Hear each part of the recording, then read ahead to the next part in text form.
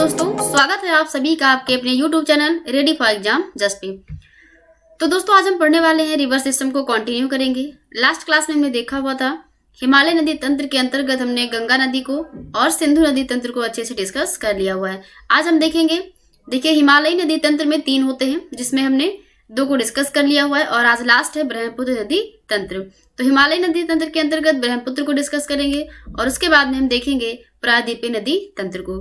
तो चलिए क्लास को स्टार्ट करते हैं बिना देरी किए हुए। लेकिन उससे पहले अगर आप सभी से एक रिक्वेस्ट है कि इस चैनल पर अगर आप नए हैं तो इसको सब्सक्राइब कर लीजिएगा, बेल आइकन को प्रेस कर लीजिएगा, जिससे क्लास का नोटिफिकेशन आपको टाइम से मिल जाए। तो चलिए क्लास को स्टार्ट करते हैं। रिवर सिस्टम, ब्रह्मपुत्र नदी तंत्र और इसके साथ ही साथ प्रायद्वीपीय नदी तंत्र को। सबसे पहले हम बात करेंगे ब्रह्मपुत्र नदी तंत्र को। देखिए ये है इसका मैप और ये मैप के साथ इसमें सहायक नदियां और कहाँ से ब्रह्मपुत्र नदी तंत्र यानी कि ओरिजिन पॉइंट क्या है। देखिए यहाँ पे ये हिमनद है चेमयुंगडुंग ग्लेशियर, तो तिब्बत के मानसरोवर झील के निकट है, यानी कि कैलाश श्रेणी। तो ये सारे नाम याद रखना है आपको। कैलाश श्रेणी में तिब्बत के मानसरोवर झील से हिमनद है चेमयुंगडुंग, यहाँ से ब्रह्मपुत्र नदी का उद्भव होता है। ठीक है, ये नदी यहाँ से निकलती है, फिर ये तिब्बत यहाँ से फ्लो करती हुई और उसके बाद में एंट्री करती है, कहाँ पे प्रवेश करती है भारत में अरुणाचल प्रदेश के अंतर्गत। ठीक है, तो देखिए इसका ओरिजिन है तिब्बत में कैलाश श्रेणी के निकट मानसरोवर झील से 1200 किलोमीटर की दूरी ये तय करती है। कहाँ पर 1200 किलोमीटर की दूरी ये तिब्बत में तय करती है, लेकिन तिब्बत में इसको हम ब्रह्मपुत्र के नाम से नहीं जानते हैं। देखिए इसका नाम जो है अलग अलग जगहों पर अलग अलग नाम से जाना जाता है। ठीक है, तो ध्यान रखिएगा, यहाँ से भी प्रश्न पूछा जाता है कि तिब्बत में ब्रह्मपुत्र नदी को किस नाम से जानते हैं। तो ध्यान रखिएगा, तिब्बत में दूरी तय करती है 1200 किलोमीटर और इसको वहां पे क्या बोलते हैं, सांगपो नदी कहा जाता है। ठीक है, तो देख लीजिए मैप, आप लोग मैप ड्रॉ भी कर लीजिएगा, ये हमने खुद से बनाया हुआ है और बाकी ऑलरेडी गूगल पे तो बहुत सारे मैप दिए हुए हैं। लेकिन अगर आप खुद से मैप बनाते हैं तो चीजें याद रहती हैं। इसकी बहुत सारी जो सहायक नदियां हैं अभी आगे हम देख लेंगे, उससे पहले मैप में भी देख लेते हैं। देखिए नदी यहाँ से सियांग, ये सिकांग इसकी सहायक नदियां हैं और दिबांग, लोहित, बूढ़ी दिहिंग, धनसिरी ये इसकी सहायक नदियां हैं, जो कि लेफ्ट हैंड से मिल रही हैं। ठीक है, बाएं हाथ से। और जैसे जब भी मैंने जो नदी तंत्र को पढ़ाया हुआ है तो हमने कहा भी था कि जो भी सहायक नदियों के बारे में हम पढ़ते हैं उसमें ये ध्यान देना होता है कि कौन सी लेफ्ट से आ रही है, कौन सी राइट से आ रही है। ठीक है, अब देखिए ये दिहांग हो गया, सुबनसिरी, रंगा, मानस, संकोच, तीस्ता, ये संकोच सब नदियां कहाँ से आ रही हैं, राइट हैंड ट्रिब्यूटरीज हैं इसकी। ठीक है, चलिए आगे जो भी तथ्य हैं उसको भी देख लेते हैं। देखिए हिमालय के गिरिपद में इसको सिसंग या दिसंग के नाम से जाना जाता है। तो ये हिमालय है और इसके गिरिपद में जब ये नदी आती है तो इसको किस नाम से जानते हैं, इसको जानते हैं सिसंग के नाम से। ठीक है, सिसंग या फिर दिसंग कोई भी नाम दिया जा सकता है, तो दोनों नाम ध्यान रखिएगा। और जैसा कि हमने कहा कि तिब्बत में इसको सांगपो के नाम से जानते हैं, तो सांगपो का मतलब होता है शोधक। ठीक है, मध्य हिमालय में नामचा बरवा के निकट गहरे महाखंड का निर्माण करती है। उसके बाद में ये ऐसे एक अरिये यहाँ पे ये क्या करती है, एंट्री करती है अरुणाचल प्रदेश में। ठीक है, तो कहाँ पे, नामचा बरवा में।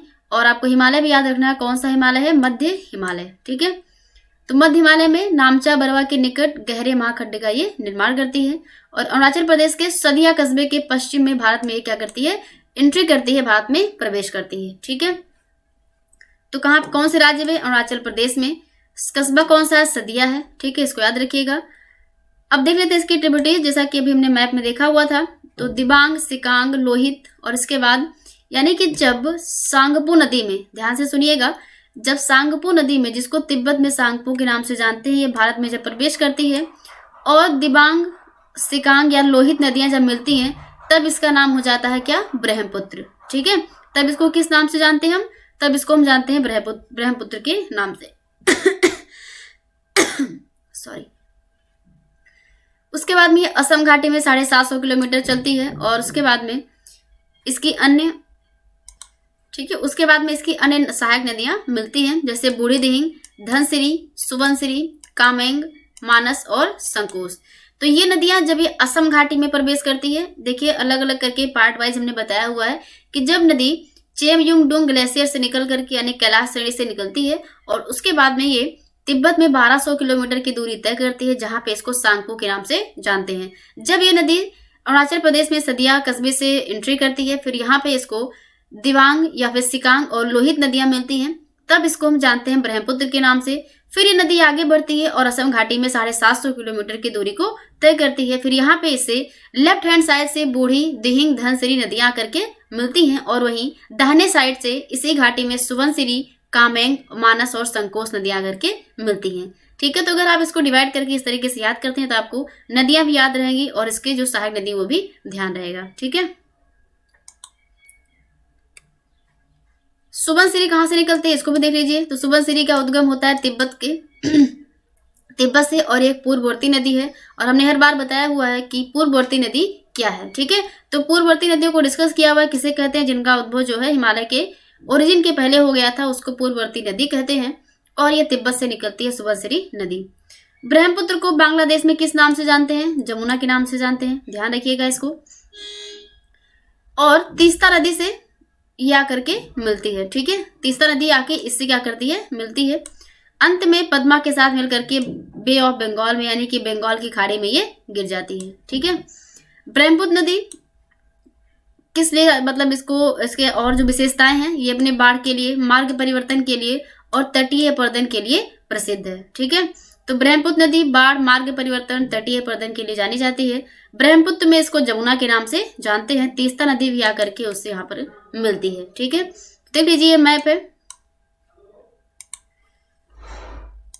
तो ये देखिए मैप हो गया। ये यहाँ से नदी निकल रही है और उसके बाद में ये सांगपो नदी फिर यहाँ से एंट्री कर रही है, ये सियांग है। देखिए यहाँ पे माजुली द्वीप है।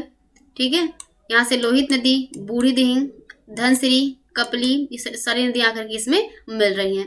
मानस हो गया, संकोच हो गया, तीस्ता नदी, रंगा नदी, ये सारी नदियां आकर के ब्रह्मपुत्र नदी से मिल रही हैं। तो ये ब्रह्मपुत्र नदी तंत्र हो गया।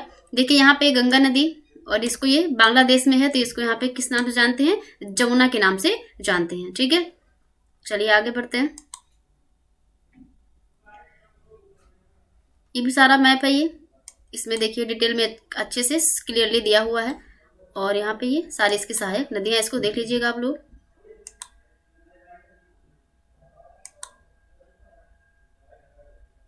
ठीक है, देखिए इसे 4 अलग अलग नाम से जानते हैं।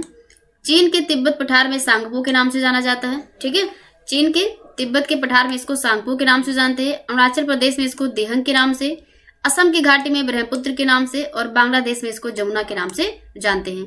तो चारों नाम और जगह इसको ध्यान रखिएगा, यहाँ से प्रश्न पूछा जाता है।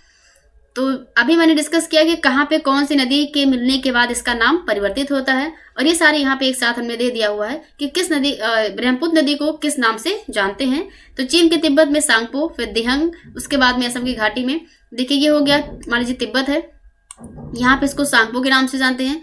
फिर ये आती है अरुणाचल प्रदेश में, तो यहाँ पे इसको दिहंग कहते हैं। फिर ये 750 किलोमीटर असम घाटी में, जहाँ पर इसके लेफ्ट और राइट ट्रिब्यूटरीज मिलती हैं, उसके बाद इसको ब्रह्मपुत्र के नाम से जानते हैं। फिर यहाँ पे टर्न करती है बांग्लादेश, जहाँ पे इसको किसके नाम से जानते हैं? जमुना के नाम से जाना जाता है। ठीक है, अब हम बात करते हैं, देखिए अब हमारा कंप्लीट हो गया हिमालय नदी तंत्र। ठीक है, तो हिमालय नदी तंत्र के अंतर्गत हमने क्या क्या डिस्कस किया? हमने डिस्कस किया गंगा रिवर सिस्टम को, इंडस रिवर सिस्टम को जिसको सिंधु नदी के नाम से जानते हैं, और साथ ही साथ हमने डिस्कस किया अभी ब्रह्मपुत्र नदी तंत्र को। तो ये 3 नदी तंत्र हैं जिसको डिवाइड किया गया है ये हिमालय नदी तंत्र के रूप में। और अब हम डिस्कस करेंगे प्रायद्वीपीय नदी तंत्र को। तो देखिए प्रायद्वीपीय पोहा तंत्र हिमालय पोहा तंत्र से क्या है, ये पुराना है। तो किस आधार पे हम कैसे कह सकते हैं कि ये पुराना है? यानी कि कुछ इसकी विशेषताएं होंगी, कुछ खास विशेषताएं होंगी जिसके आधार पर इसको हम कह सकते हैं कि जो प्रायद्वीपीय नदी तंत्र है ये हिमालय से क्या है, पुराना है। ठीक है, तो कौन सी चीजें हैं? तो देखिए प्रायद्वीपीय जो नदियां हैं वो कैसी हैं? प्रौढ़ावस्था में है और इनकी जो नदी घाटियां हैं वो कैसी हैं? उथली और चौड़ी हैं। ठीक है, तो नदी घाटियां उथली और चौड़ी हैं और ये नदियां प्रौढ़ावस्था में हैं, और जबकि हिमालयी नदियां किसमें है? युवावस्था में है। वहां पे कटाव भी ज्यादा होता है। ठीक है, एनर्जी ज्यादा होती है तो कटाव भी क्या होता है? ज्यादा होता है। लेकिन वहीं अगर हम बात करें प्रायद्वीपीय नदी की, तो यहाँ पे नदियां अपनी प्रौढ़ावस्था में पहुंच गई है, इसलिए कटाव बहुत कम करती हैं। जो नदी घाटियां बनती हैं वो उथली और चौड़ी बनती हैं। इस आधार पर हम ये कहते हैं कि जो प्रायद्वीपीय नदी तंत्र है वो हिमालय नदी तंत्र से क्या है? पुराना है। ठीक है, और अगर हम बात करें, देखिए ये पश्चिमी घाट है। सबसे पहले वाले क्लास में हमने डिस्कस किया हुआ था अपवाह तंत्र को, और हमने ये भी देखा था कि क्या होता है जल विभाजक। ठीक है, तो पश्चिमी घाट जो जल विभाजक का कार्य करता है, आप यहाँ पे देख रहे हैं। ठीक है, ये पश्चिमी घाट है, ये किसका कार्य कर रहा है? ये जल विभाजक का कार्य कर रहा है। यानी कि यहाँ से कुछ नदियां जाती हैं जो कि अरब सागर में गिरती हैं, और कुछ नदियां हैं जो कि बे ऑफ बंगाल में गिरती हैं। ठीक है, तो एक एक करके डिस्कस करेंगे सभी नदियों को, लेकिन उससे पहले देख लेते हैं कि आखिरकार इसका उद्भव कैसे हुआ। ठीक है, प्रायद्वीप के उत्तरी भाग से जो निकलने वाली नदियां हैं, जैसे चंबल, सिंध, बेतवा, केन व सोन, इसको ध्यान से देख लीजिएगा। ये प्रायद्वीप के उत्तरी भाग से तो निकलती हैं, लेकिन ये नदियां प्रायद्वीपीय नदी तंत्र का हिस्सा नहीं है। ठीक है, तो प्रायद्वीपीय उत्तरी भाग से निकलती हैं, लेकिन ये हिस्सा किसका है? ये हिस्सा है गंगा नदी तंत्र का, यानी कि हिमालय नदी तंत्र का ये हिस्सा है। प्रायद्वीपीय नदियां कौन कौन सी हैं? तो देखिए प्रायद्वीपीय नदियां की विशेषताएं, हालांकि हमने इसको डिस्कस किया हुआ कि what is the difference between Himalaya river system and जो पेनिनसुलर रिवर सिस्टम है। तो हिमालय नदी तंत्र और प्रायद्वीपीय नदी तंत्र में अंतर को हमने अच्छे से डिस्कस किया हुआ था। तो देखिए जो प्रायद्वीपीय नदी हैं वो सुनिश्चित मार्ग में चलती हैं, ये विसर्पण नहीं करती हैं, यानी कि विसर्प करती हुई नहीं चलती हैं, और ये बारहमासी नहीं है। ठीक है, यानी कि जब वर्षा ऋतु आती है तब इन नदियों को पानी मिलता है, वरना ये नदियां क्या होती हैं? सूख जाती हैं। भ्रंश घाटी में बहने वाली नदियां नर्मदा और तापी, ये क्या है? इसका अपवाद है। ठीक है, देखिए प्रायद्वीपीय अपवाह तंत्र का उद्विकास, यानी कि कैसे इसका उद्विकास हुआ, तो इसके लिए 3 घटनाएं जिम्मेदार हैं, जिसकी वजह से हम देखेंगे कि कैसे जो है मतलब प्रायद्वीपीय नदी तंत्र का उद्भव हुआ और कैसे इसका ढाल बना, नदियों का फ्लो कैसे बना। तो सबसे पहली घटना है कि जो टर्सेरी काल में, आरंभिक टर्सेरी काल में प्रायद्वीप के पश्चिमी प्रांतों का क्या होता है? अवतरण होता है, यानी कि नीचे धंस जाता है और समुद्र तल से नीचे ये चला जाता है। हिमालय में होने वाले प्रोत्थान के कारण प्रायद्वीप के उत्तरी भाग का अवतरण हुआ, यानी कि जब हिमालय बना तो जो प्रायद्वीप का उत्तरी भाग है इसका क्या होता है? अवतरण होता है, और जिसकी वजह से क्या होता है? भ्रंश घाटी का यहाँ पे निर्माण हो जाता है। ठीक है, और इन्हीं भ्रंश घाटियों से नर्मदा और तापी नदियां प्रवाहित होती हैं, जो कि जा करके अपना जल कहाँ पे विसर्जित करती हैं? अरब सागर में। ठीक है, प्रायद्वीपीय खंड उत्तर पश्चिम में तीसरी घटना है। प्रायद्वीपीय खंड उत्तर पश्चिम से दक्षिण पूर्व दिशा में झुक गया, और इसीलिए इसका जो अपवाह है वो कैसे हो गया? बे ऑफ बंगाल की ओर हो गया। ठीक है, तो अधिकांश नदियां बंगाल की खाड़ी में अपना जल विसर्जित करती हैं। देखिए बहुत ही जो भी तथ्य हैं आप सभी को ये तथ्य अच्छे लगेंगे और आपके परीक्षा की दृष्टि से भी महत्वपूर्ण है, तो प्लीज क्लास को लाइक कीजिएगा और चैनल पर नहीं इसको सब्सक्राइब कर लीजिएगा। चलिए अब एक एक करके नदी को हम डिस्कस करते हैं। पेनिनसुलर रिवर सिस्टम में सबसे पहली नदी हम डिस्कस करेंगे महानदी। ठीक है, तो महानदी इसका उद्गम कहाँ से होता है? तो जैसा कि हमने डिस्कस किया हुआ था हिमालय रिवर सिस्टम में, तो किसी भी नदी को हम पढ़ेंगे तो उसमें हम ये देखेंगे कि ये नदी कहाँ पे किस जगह से निकल रही है, कितने राज्यों से होकर के जा रही है और अपना जल कहाँ पे विसर्जित कर रही है। ये चीजें हमने पढ़ा था गंगा रिवर सिस्टम में। लेकिन कुछ प्रश्न जो प्रायद्वीपीय नदी तंत्र है, यहाँ से कुछ प्रश्न ऐसे पूछे जाते हैं नदियों के आकार को लेकर के, यानी कि उनको घटते हुए क्रम में या बढ़ते हुए क्रम में लगाने के लिए, तो साथ ही साथ इसकी लंबाई, इसका एरिया भी देखते हुए चलना है। तो इसमें हम देखेंगे कि नदी का उद्भव कहाँ से हो रहा है, उसकी लंबाई कितनी है, उसका एरिया कितना है, अपवाह क्षेत्र क्या है और अपना जल कहाँ पे विसर्जित कर रही है, और साथ ही साथ इनकी सहायक नदियां कौन सी हैं। ठीक है, तो इसे 4-5 पॉइंट ध्यान रखना सभी नदियों के बारे में।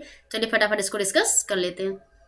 तो देखिए महानदी का उद्गम कहाँ से होता है? छत्तीसगढ़ में जगह है रायपुर में जगह है सिहावा के निकट, यहाँ से ये ओरिजिन होती है और उड़ीसा में होते हुए जाकर के बे ऑफ बंगाल में अपना जल ये विसर्जित कर देती है। ठीक है, इसकी लंबाई 851 किलोमीटर है और इसका जो जल ग्रहण क्षेत्र है लगभग 1.42 लाख स्क्वायर किलोमीटर है। अपवाह की बात करें तो आधे से ज्यादा, यानी कि जो अपवाह तंत्र है वो मध्य प्रदेश और छत्तीसगढ़ में है और 47% इसका उड़ीसा में प्रवाहित होता है जल। ठीक है, ये है मैप, आप मैप ड्रॉ कर लीजिएगा। ये है महानदी, देखिए ये हो गया लेफ्ट हैंड साइड और ये हो गया राइट हैंड साइड ट्रिब्यूटरीज। तो आपको इस तरीके से मैप ड्रॉ कर लेना जिससे आपको नदी और इसके सहायक नदियों के बारे में जानकारी मिल जाए और आप मैप देखेंगे तो आपको सहायक नदियां आसानी से याद भी हो जाएंगी।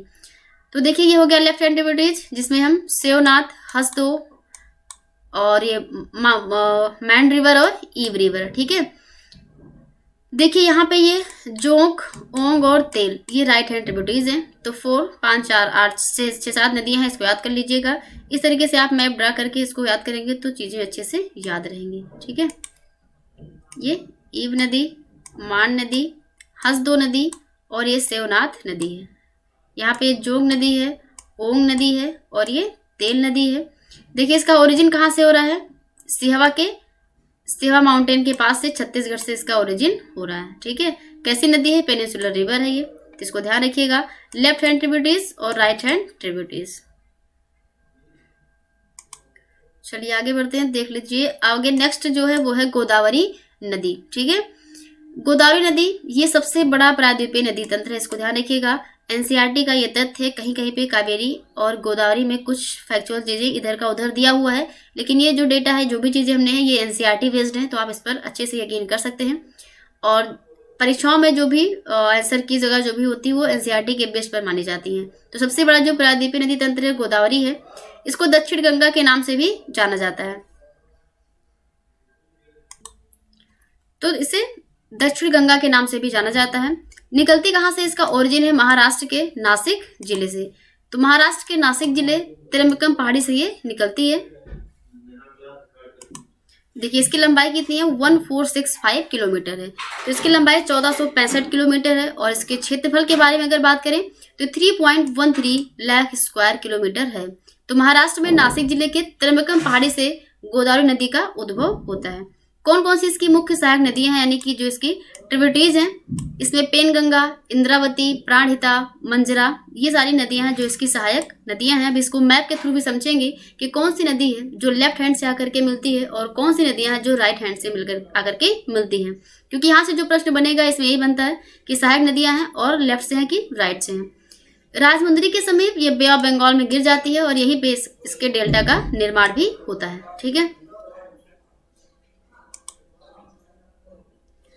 इसका जो उपवाह तंत्र है महाराष्ट्र, तेलंगाना, ठीक है, महाराष्ट्र में तेलंगाना, आंध्र प्रदेश, छत्तीसगढ़, उड़ीसा, एमपी और कर्नाटका, पुदुचेरी, यहाँ से होकर के इसकी सहायक नदियां और ये अपने सहायक नदियों का जल ग्रहण करके प्रवाहित होती है। नासिक में गोदावरी तट पर कुंभ मेला भी इसी पर लगता है, यानी कि जो नासिक में कुंभ मेला लगता है वो गोदावरी नदी के किनारे ही लगता है। और यहीं पे जान लेते हैं बाकी जहाँ भी कुंभ मेला लगता है वो किन नदियों के किनारे लगता है। तो कुंभ मेला नासिक में, हरिद्वार, उज्जैन और प्रयाग में लगता है, आपको पता ही होगा।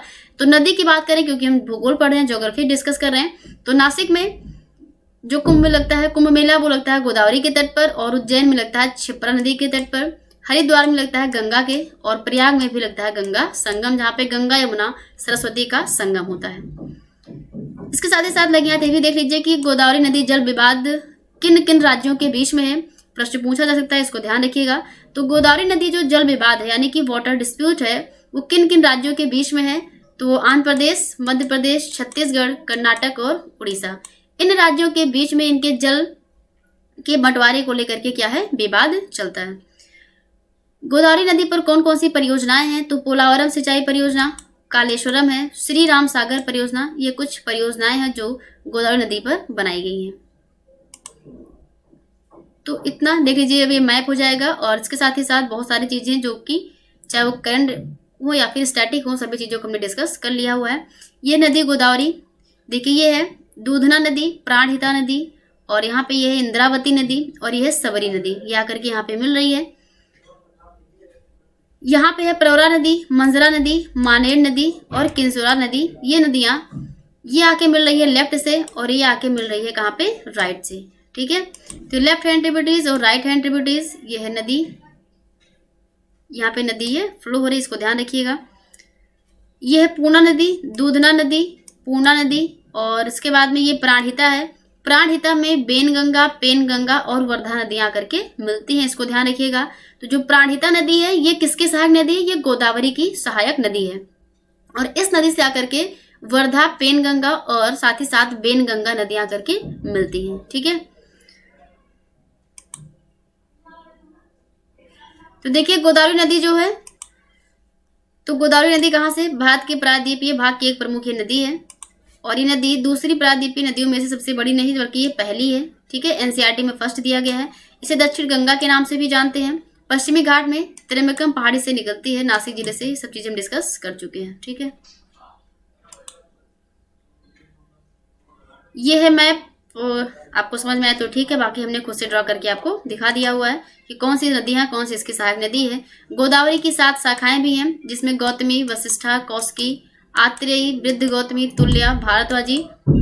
यहाँ से प्रश्न पूछा नहीं जाता, लेकिन ध्यान रखिएगा बाई चांस अगर पूछ ले तो इसकी 7 शाखाएं भी हैं, ठीक है। ये है गोदावरी नदी, ये है कृष्णा, ये है कावेरी, जिसको देखिए यहाँ पे ये महानदी है, और ये है गोदावरी नदी, ये है नर्मदा, और ये तापी। तो इसको नॉर्थ टू साउथ इसकी लोकेशन आपको ध्यान रखना है, गोदावरी, कृष्णा और Kaveri. Now next, Krishna river, Krishna नदी। इसका उद्भव कहाँ से होता है? तो महाराष्ट्र के महाबलेश्वर से निकल रही है, और इसका जो प्रवाह क्षेत्र है वो महाराष्ट्र, कर्नाटक, तेलंगाना और आंध्र प्रदेश से होकर के ये जा रही है। ये प्रायद्वीपीय भारत की दूसरी सबसे बड़ी नदी है। जैसा कि हमने कहा था कि वो गोदावरी और कृष्णा के बीच में कुछ तथ्य क्या है वो दिए गए हैं, लेकिन एनसीईआरटी में आपको यही मिलेगा कि जो कृष्णा नदी है प्रायद्वीपीय भारत की दूसरी सबसे बड़ी नदी है, सेकेंड लार्जेस्ट, और वहीं पे गोदावरी जो है फर्स्ट सबसे बड़ी नदी तंत्र है। तो प्रायद्वीपीय भारत की दूसरा सबसे बड़ा ये नदी तंत्र है।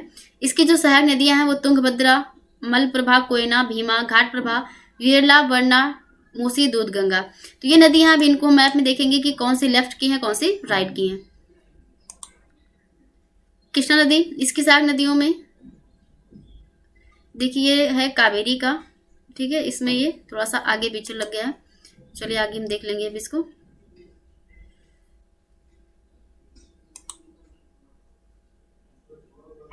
जस्ट वेट, देखिए ये पे हम बात कर लेते हैं कावेरी नदी की। इसमें स्लाइड जो है नहीं लगी है। देखिए जो कावेरी नदी है उसका उद्भव कहाँ से होता है? तो उसका उद्भव होता है कर्नाटक से, ठीक है। कावेरी नदी का उद्भव कर्नाटक के कोगाडू जिले ब्रह्मगिरी पहाड़ी से होता है। तो कावेरी नदी कहाँ से निकलती है? ब्रह्मगिरी पहाड़ी से निकलती है। इसकी लंबाई कितनी है? 800 किलोमीटर है। कावेरी नदी ब्रह्मगिरी पहाड़ी से निकलती है, कर्नाटक के कोगाडू जिले से। लंबाई इसकी है 800 किलोमीटर, और ये लगभग पूरे वर्ष क्या होती है? जल से प्रवाहित रहती है। इसको ध्यान रखिएगा।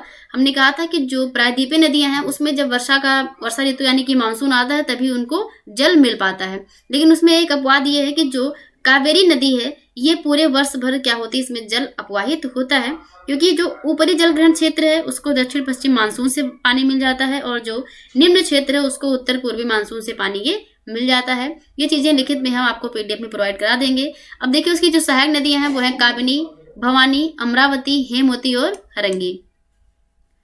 क्वेश्चन पूछा जाता है कि कावेरी रिवर जो डिस्प्यूट है किन किन राज्य के बीच में है? तो ये तमिलनाडु, केरल, कर्नाटक, 3 राज्यों के साथ प्लस एक यूनियन टेरिटरी जिसमें पुदुचेरी भी शामिल है। अभी ये न्यूज में था क्योंकि मेकेदातु जलाशय परियोजना को लेकर के विवाद हुआ था, इसको इससे ध्यान रखिएगा। तो मेकेदातु जलाशय परियोजना किससे संबंधित है, और ये जो कावेरी नदी डिस्प्यूट है किन किन राज्यों के बीच में है? तो इसमें तमिलनाडु, केरल और कर्नाटक शामिल है।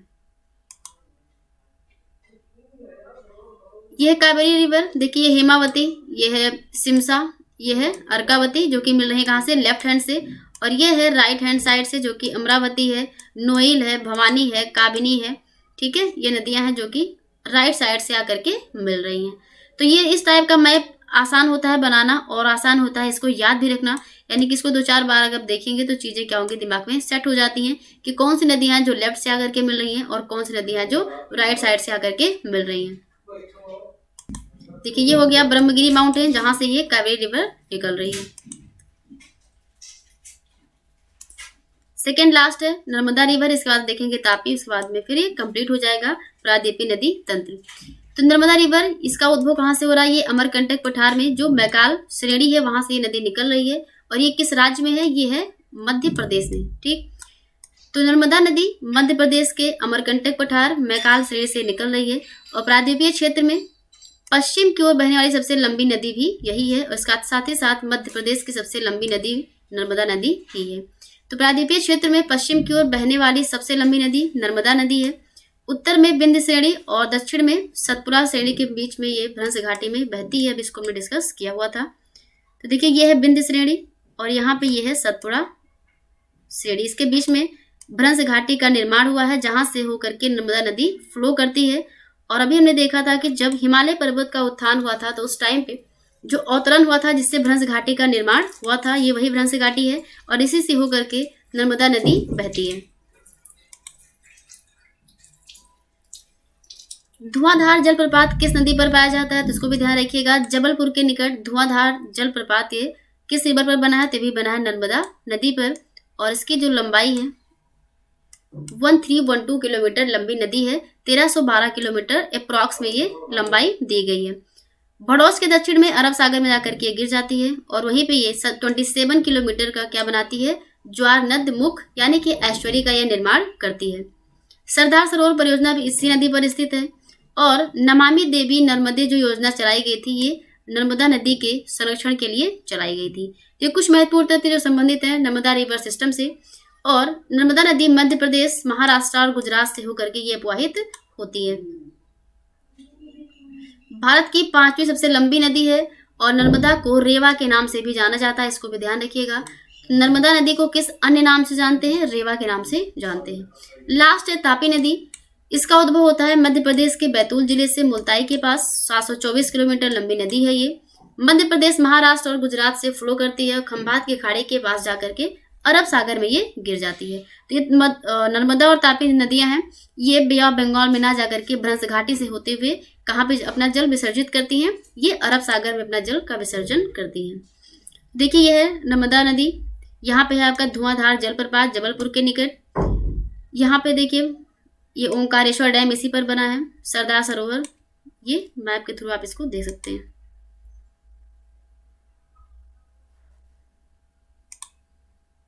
इसके अलावा भी बहुत सारी जो छोटी छोटी नदियां जो कि केरल से यानी कि पश्चिम की ओर बहने वाली छोटी नदियां और पूर्व की ओर बहने वाली छोटी नदियां यानी कि अरब सागर में और बे ऑफ बंगाल में भी कुछ छोटी नदियां हैं जो जा करके अपना जल विसर्जित करती हैं। ये एक पार्ट बचा हुआ है इसमें, इसको भी हम देखेंगे नेक्स्ट क्लास में। इसके अलावा फिर आपका ये रिवर सिस्टम ये कंप्लीट हो जाएगा। फिर हम देखेंगे वेजिटेशन के बारे में। ये कुछ इंपॉर्टेंट मैप्स हैं जिसमें बहुत सारे महत्वपूर्ण तथ्य दिए गए, इसको आप लोग देख लीजिएगा। कहाँ पे किस चीज़ का, ओंकारेश्वर डैम किस पर है, तवा बांध कहाँ पे बनाया गया है और ये नर्मदा नदी है। अमरकंटक पठार देखिए यहाँ पे ये मैकाल श्रेणी से नदी यहाँ पे निकल रही है। ये संगमरमर के चट्टानों की बहती नर्मदा नदी है। देखिए प्राकृतिक दृश्य है। तो नर्मदा नदी जिसको कहीं कहीं रेवा के नाम से भी जाना जाता है, भारत की 5वीं सबसे लंबी नदी है। पश्चिम दिशा में बहती है। ये मध्य प्रदेश राज्य की सबसे बड़ी लंबी ये नदी है, इसको भी ध्यान रखिएगा। इन सभी तथ्यों को हम डिस्कस कर चुके हैं, ठीक है। और तो दोस्तों ये रही आज की पूरी क्लास जिसमें हमने ब्रह्मपुत्र नदी तंत्र को साथ ही साथ प्रायद्वीपीय नदी तंत्र को डिस्कस कर लिया हुआ है। ब्रह्मपुत्र जो कि हिमालय नदी तंत्र का हिस्सा है जिसमें हमने सिंधु नदी और गंगा नदी को ऑलरेडी पढ़ लिया हुआ था। तो आज हमने कंप्लीट कर लिया रिवर सिस्टम, जिसमें अभी कुछ हमने कहा कि जैसा कि छोटी नदियां बची हुई हैं जो कि केरल से निकलती हैं और अपना जल अरब सागर में विसर्जित करती हैं और वहीं पे कुछ नदियां हैं जो कि बे ऑफ बंगाल में जाकर के गिरती हैं। तो इन सभी नदियों को एक और क्लास लेंगे रिवर सिस्टम पे, जिसको हम डिस्कस कर लेंगे। तो वहीं पे आपका रिवर सिस्टम कंप्लीट होगा। फिर नेक्स्ट देखेंगे हम वेजिटेशन को, उसके बाद हम देखेंगे सॉइल्स के चैप्टर को। तो दोस्तों क्लास को देखिएगा, इसको लाइक कीजिएगा और जो भी आपके सजेशन उस कमेंट में जरूर बताइएगा। हंसते रहिए, मुस्कुराते रहिए और देखते रहिए ready for exam just. Thank you so much.